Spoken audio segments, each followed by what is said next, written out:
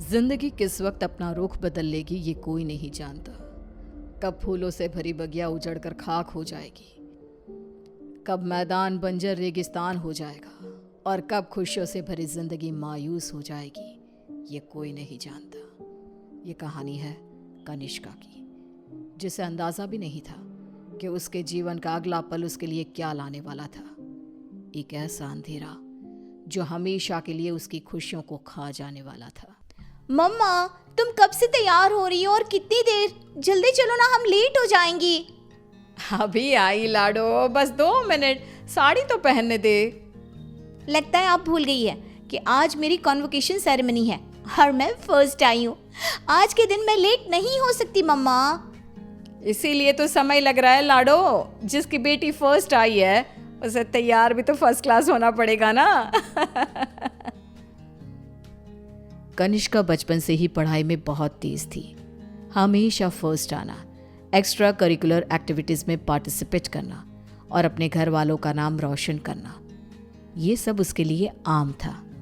हड़बड़ाते हुए अपनी मम्मी और पापा के साथ कनिष्का अपने कॉन्वोकेशन में चली जाती है। I must say, Mr. and Mrs. Verma, you are very lucky जो आपके घर इतनी होनहार बच्ची पैदा हुई, वरना इस उम्र में तो अक्सर लड़के और लड़कियां भटक जाते हैं। पर कनिष्का दिन रात अपनी पढ़ाई में लगी रही और आज उसने हमारे कॉलेज का नाम पूरे स्टेट में रोशन किया है। स्टेज पर जाकर कनिष्का अपनी डिग्री लेती है। उसके लिए आज का दिन बेहद खुशी का था और वो इस पल को हमेशा के लिए कैद कर लेना चाहती थी। चारों तरफ खुशी का माहौल था। तभी कनिष्का की फ्रेंड्स उसके पास आती हैं। कनिष्का, इस बार तो हमें पार्टी चाहिए। हर बार तू बचकर निकल जाती है। अरे कौन सी मेरी जॉब लग गई है, इतनी भी बड़ी बात नहीं हुई है। अब बस लंदन यूनिवर्सिटी में मेरा एडमिशन हो जाए तब पार्टी पक्की।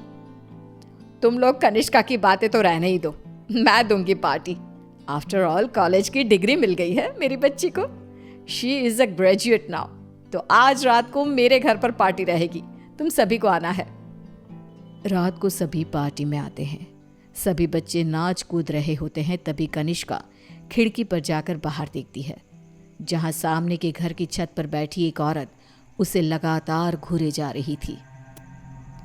ये मिस्टर शाह के घर में ये औरत कौन है? वो तो अकेले रहते हैं। तभी वहां कनिष्का की फ्रेंड आ जाती है। तू यहाँ रात को बाहर तारे देख रही है क्या? चल ना, सब कितना एंजॉय कर रहे हैं। कनिष्का नेहा के साथ चली तो जाती है, पर उसे बहुत अजीब महसूस होने लगता है, मानो कोई सदियों पुराना दुख उसकी आत्मा को याद आ गया हो। ये अचानक मुझे रोने का मन क्यों कर रहा है? और ये स्मेल कहाँ से आ रही है? मम्मी, मम्मी, लगता है कोई पार्टी में नॉनवेज ले आया है। Are you gone mad, Kanishka? We all know कि तुम्हारी फैमिली वेजिटेरियन है। तो ये सड़ी हुई मछलियों का गंध कहाँ से आ रहा है? क्या मजाक है ये कहकर कनिष्का जोर जोर से चीखने लग जाती है। कनिष्का की आवाज सुनकर गौतम वहां आता है। ड्रामा मत करो कनिष्का, बस इसी कारण से ही मैं पार्टी वार्टी पसंद नहीं करता। चलो जाओ जाओ अपने कमरे में। सभी अपने अपने घर चले जाते हैं और इसके बाद कनिष्का का बिहेवियर और भी खराब होता जाता है। रात को 3 बजे अचानक उठकर कनिष्का दीवारों से बातें करने लगती है। उसकी आवाज़ सुनकर रीना भागते हुए आती है। अरे बेटा, इतनी रात को तुम यहाँ पर क्या कर रही हो? और दीवार को देखकर किससे बात कर रही हो लाडो? कोई नहीं है यहाँ। रीना कनिष्का को सीने से लगा लेती है। कनिष्का का शरीर बहुत गर्म था। रीना ये देखकर सोच में पड़ जाती है। आज तक मेरी बच्ची ने कभी ऐसा बिहेव नहीं किया। आज क्या हो गया है इसे? शाम तक तो बिल्कुल ठीक थी और अब अचानक इतना तेज बुखार। ये सब क्या हो रहा है? रीना भागकर थर्मोमीटर लाती है और कनिष्का का टेम्परेचर चेक करती है, पर उसका टेम्परेचर बिल्कुल नॉर्मल था। ऐसा कैसे हो सकता है? ये सब क्या हो रहा है? अचानक मेरी बेटी को किसकी नजर लग गई? रीना अपनी बेटी के साथ ही सो जाती है और अगली सुबह डॉक्टर को बुलाती है, पर डॉक्टर के टेस्ट के बाद भी सब कुछ नॉर्मल ही निकलता है। अब ये क्या नया लफड़ा आ गया है? एक और नया खर्चा। ये क्या कह रहे हैं आप? जब तक कनिष्का टॉपर थी तब तक आपकी बेटी थी और आज बेचारी बच्ची तकलीफ में है तो ये सब कहने लगे आप। रीना और गौतम में बहस हो जाती है। गुस्से में गौतम घर से बाहर निकलता है, जहां उसे पता चलता है कि मिस्टर शाह अब नहीं रहे। वो घर आकर कनिष्का के पास बैठी रीना को इस बात की खबर देते हैं, जिसे सुनते ही अब तक सोई कनिष्का अचानक मुस्कुराने लगती है और भागती हुई अपनी अलमारी खोलती है और सारे सामान को बाहर बिखेर देती है। क्या ढूंढ रही है बेटा, मुझे बता लाडो। इतने में कनिष्का के हाथ कैंची लग जाती है, जिसे लेकर वो अपने सर के सारे बाल काटने लगती है।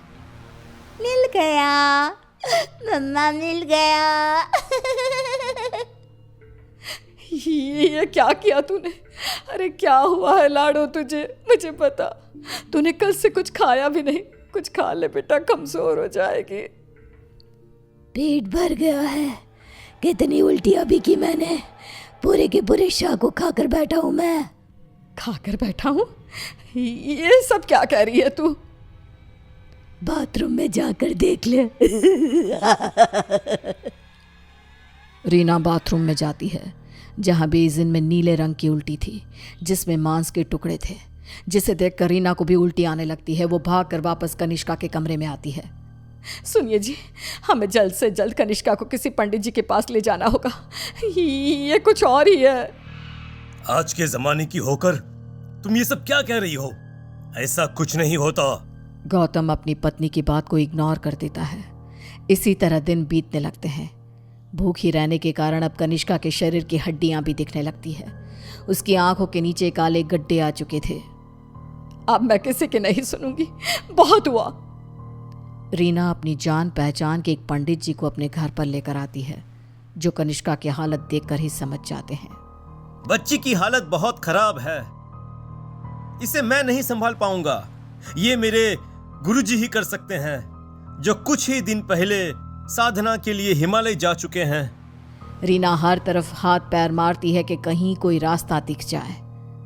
फिर उसे घोस्ट कैचर के बारे में पता चलता है। डूबते को तिनकी का सहारा समझ रीना उनकी टीम को भी अपने घर पर बुला लेती है और वो लोग कनिष्का से पूछताछ शुरू कर देते हैं। क्या आई हो तुम और कौन हो? कितनों के नाम बताऊं? मतलब तुम एक से ज्यादा हो। एक से ज्यादा हो इस लड़की के शरीर में। बताओ बताओ कितने हो? हम 42 प्रेत हैं। कनिष्का की बात सुन वहां मौजूद सब लोग हैरान रह जाते हैं। उसके शरीर में बसे इन प्रेतों को निकालना अब किसी के बस में नहीं रह गया था। उसी शाम कनिष्का की मृत्यु हो जाती है, जिसका सदमा रीना बर्दाश्त नहीं कर पाती और सब कुछ छोड़ अपनी बेटी के साथ हुए इस हादसे के पीछे की वजह का पता लगाने निकल पड़ती है।